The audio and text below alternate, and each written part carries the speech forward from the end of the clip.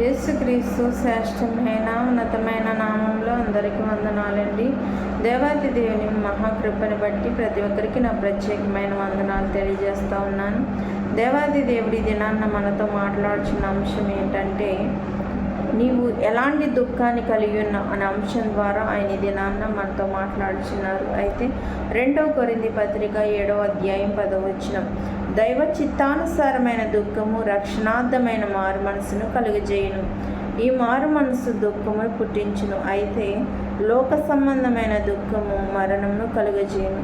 దేవుడి వాక్యం దీవించునుగాక. మహోన్నతుడ, మహిమగల రాజా, సర్వోన్నతుడ, సర్వాధికారి, నీకు వందనాలు నాయన.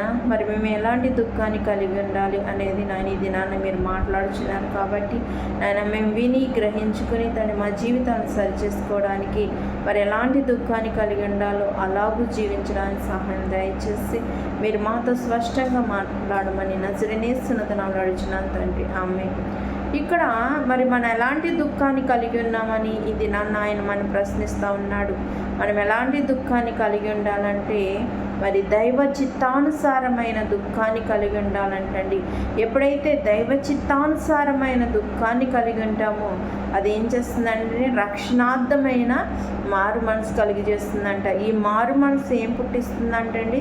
దుఃఖాన్ని పుట్టిస్తామండి. ఎందుకంటే మరి దుఃఖాన్ని పుట్టిస్తూ ఉందంటే మనం ఎప్పుడైతే మారు మనసు పొందుతామో మన పాపములను మరి ఒప్పింపజేస్తుందండి, దుఃఖంలో మునిగిపోయేటట్టు చేస్తుంది. కాబట్టి మనం ఏం చేయాలంటే దైవ చిత్తానుసారమైన దుఃఖాన్ని కలిగి ఉండాలి. తద్వారా మనం ఏం పొందుకోవాలండి? రక్షణార్థమైన మారు మనసును పొందుకుని ఉండేవారు ఉండాలని ఇది నాయన మనతో మాట్లాడుచున్నారు. మరి నువ్వు ఎలాంటి దుఃఖాన్ని కలిగి ఉన్నావు, నువ్వు ఎలాగూ జీవిస్తున్నావు, ఒకసారి నిన్ను నీవు పరిశీలన చేసుకున్నట్లయితే దేవాతి దేవుడి దినాన్న స్పష్టంగా మనతో మాట్లాడుచున్నారండి. మరి ఒకవేళ దైవ చిత్తానుసారమైన దుఃఖము లేకపోతే మరి నువ్వు దేవుని తెలుసుకోకుండా జీవించినట్లయితే ఇప్పుడైనాను ఆయన నీకు అవకాశం ఇస్తున్నాడు. ఆ అవకాశం ఉండగానే నువ్వు సద్వినియోగం చేసుకుని మరి ఇక దైవ చిత్తానుసారమైన దుఃఖాన్ని కలిగి ఉండాలని ఇది నాయన మనకి తెలియజేస్తూ ఉన్నారు. మరి అది రక్షణార్థమైన మారు మనసు కలిగజేస్తుంది. ఆ మారు మనసు ద్వారా మనం ఎక్కడికి వెళ్తామండి? ఆయన నిత్యరాజ్యాన్ని పొందుకుంటాము. మరి ఒకవేళ ఈ లోకానుసారంగా మనం దుఃఖించినట్లయితే ఆ దుఃఖము దేనికి దారితీస్తుందంటండి? మరణానికి దారితీస్తూ ఉందంట. మనం ఏం కోరుకుంటున్నాం? మరణాన్ని కోరుకుంటున్నామా, లేకపోతే మరి ఆ జీవ మార్గంలోనికి వెళ్ళాలని ఆశపడుచున్నామా? ఒకసారి మనము పరిశీలన చేసుకోవాల్సిన వారమై ఉన్నాం. దేవుడు ఎన్నో అవకాశాలు మనకి ఇస్తూ ఉన్నారు. మరి ఇచ్చినప్పుడల్లా అవకాశాన్ని మనం ఉపయోగించుకోకుండా సద్వినియోగం చేసుకోకుండా మరి మన ఇష్టానుసారంగా మనం బ్రతికేస్తూ నాకు ఈ లోకమే ఇష్టం, ఈ లోకానుసారంగానే బ్రతుకుతాను, ఈ లోకంలోనే తిరిగి రాటానని నువ్వు అనుకున్నట్లయితే మరి నీ జీవితంలో రక్షణార్థమైన మారు మనసు అనేది ఉండదు.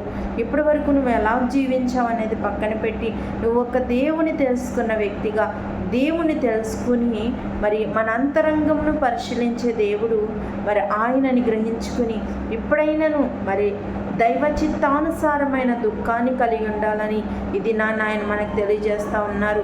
అవునండి, దైవ చిత్తానుసారమైన దుఃఖాన్ని మనం ఎప్పుడు అయితే కలిగి ఉంటామో మనం చేసిన ప్రతి పాపాన్ని మరి ఒప్పింపచేస్తూ ఉంటుందండి దేవుని ఎదుట. మరి మనం దుఃఖంతో ఆ యొక్క పాపములు విడిచిపెట్టేటట్లుగా చేస్తూ ఉంటుంది. కాబట్టి మనం ఏం చేయాలి? దైవ చిత్తానుసారమైన దుఃఖాన్ని కలిగి ఉండాలి. నీకు ఏ సమస్య ఉన్నా కూడా, ఏ శోధన ఉన్నా, ఏమున్నప్పటికీ కూడా మరి దేవి సన్నిధానంలో మరి మోకరించి దుఃఖించుతూ ఏడుస్తూ, దేవా నాకు ఇది కావాలయ్యా, నాకు ఇది కావాలయ్యా, నాకు దయచేయని నువ్వు కన్నీరు విడువు. దేవుడు తప్పకుండా నీ మొర ఆలకించి నీకు కావాల్సింది ఆయన ఇస్తాడు. కాబట్టి మరి ఆయన మనకి ఇవ్వాలంటే మనం ఎలా ఉండాలంటండి? దైవ చిత్తానుసారమైన దుఃఖాన్ని కలిగి ఉండాలంట. అది మనకి రక్షణనిస్తుంది, సమాధానాన్ని ఇస్తుంది, శాంతినిస్తుంది, నెమ్మదినిస్తుంది, మరి సమస్తమును కలుగజేస్తుంది. కాబట్టి మనము దేవుని అనుసరించి నడుచుకునే వారికి ఉండాలండి. మరి ఒకవేళ ఈ లోకానుసారంగా మనం దుఃఖించే వారికి ఉంటే ఈ లోకం మనల్ని దేనిలోనికి నడిపిస్తుందంటండి? మరణంలోనికి నడిపిస్తుందంట, మరణాన్ని కలిగి చేస్తూ ఉన్నదంట. మరి మనం ఎలాగూ దుఃఖిస్తున్నాం? మరి లోకస్తులుగా దుఃఖిస్తున్నామా? మరి ఈ లోకస్తులుగా దుఃఖించేవారు ఉంటే కనుక దేవుని తెలియనట్లుగా మనం జీవిస్తే మరణానికి దారితీస్తుంది. దేవుని వాక్యం సెలవిస్తుంది. మరి దేవుని వాక్యానుసారంగా మనం నడుచుకోవాలంటే, మరి దేవునికి ఇష్టమైన వారిగా మనం జీవించాలంటే దైవ చిత్తానుసారమైన దుఃఖాన్ని కలిగి ఉండాలని ఈ దినాన్ని ఆయన మనకి తెలియజేస్తూ ఉన్నాడు. మరి నువ్వు ఎలాంటి దుఃఖాన్ని కలిగి ఉన్నావు ఒకసారి నిన్ను నీవు పరిశీలన చేసుకో. ఈ లోకానుసారంగా దుఃఖిస్తే మనం దేని కొరకు దుఃఖిస్తామండి? మనకున్న అవసరతలను బట్టి, మనకున్న సమస్యలను బట్టి, మరి మనకి ఏదైనా లేనప్పుడు, మనం కష్టంలో ఉన్నప్పుడు వీటి విషయమే దుఃఖిస్తాం కదా. మరి మనం ఆయన మీద ఆధారపడి దైవ చిత్తానుసారంగా ఆయన తెలుసుకుని రక్షణార్థమైన మారు మనసుకు మనం కలిగి ఉన్నట్లయితే దేవుడు మనకి ఏది అవసరమో మన అవసరతలు ఎరిగిన దేవుడు సమస్తమును తీరుస్తాడండి. నీకు ఏది కావాలో, నీకు ఏ సమస్య ఉందో అన్నిటినీ మరి పరిశీలనగా ఆయన తొలగించే దేవుడు కాబట్టి, మరి నువ్వు అడక్కముందే నీకు ఏ అవసరతలు ఉన్నాయో ఎరిగిన దేవుడు మరి నీ కష్టంలో నేను విడిచిపెడతాడండి. కాబట్టి ఆయన విడిచిపెట్టే దేవుడు కాదు కాబట్టి నువ్వేం చేయాలంటే మరి రక్షణార్థమైన మారు మనసును పొందుకొని, మరి దేవా నేను ఇప్పటి వరకు చేస్తున్నా నా పాపములు విడిచిపెడుతున్నానయ్యా. మరి నాయన ఈ లోకానుసారంగా ఇప్పుడు వరకు జీవించాను, ఈ లోకానుసారమైన దుఃఖాన్ని కలిగి ఉన్నాను, ఈ లోకంలో ఏదో కావాలని తిరుగులాడుతూ ఉన్నానయ్యా. అలాంటి జీవితం నాకు వద్దు కానీ మరి దైవ చిత్తానుసారంగా నేను ఎంత దుఃఖిస్తున్నానయ్యా. నా దుఃఖము నువ్వు చూస్తూ ఉన్నావు. మరి నీ ద్వారా నేను రక్షింపబడడానికి నాకు సహాయం దయచేయ, నా జీవితాన్ని మార్చేయ, నా బ్రతుకును మార్చు అని దేవుని సన్నిధానంలో నువ్వు ప్రార్థించినట్లయితే ఆయన నీ విన్నపాలని తప్పకుండా నీకు ఏది ఇష్టమో, నీకు ఏది అవసరమో తప్పకుండా ఇస్తాడు. కాబట్టి మనము దైవ చిత్తానుసారమైన దుఃఖాన్ని కలిగి మరి రక్షణార్థమైన మారు మనసును పొందుకునే వారు ఉండాలని ఇది ఆయన తెలియజేస్తూ ఉన్నాడు. మరి ఒకవేళ నువ్వు లోకానుసారమైన దుఃఖాన్ని కలిగి ఉన్నావేమో, ఆ దుఃఖము నీకు మరణాన్ని కలుగజేస్తుందని దేవుని వాక్యం సెలవిస్తూ ఉన్నది.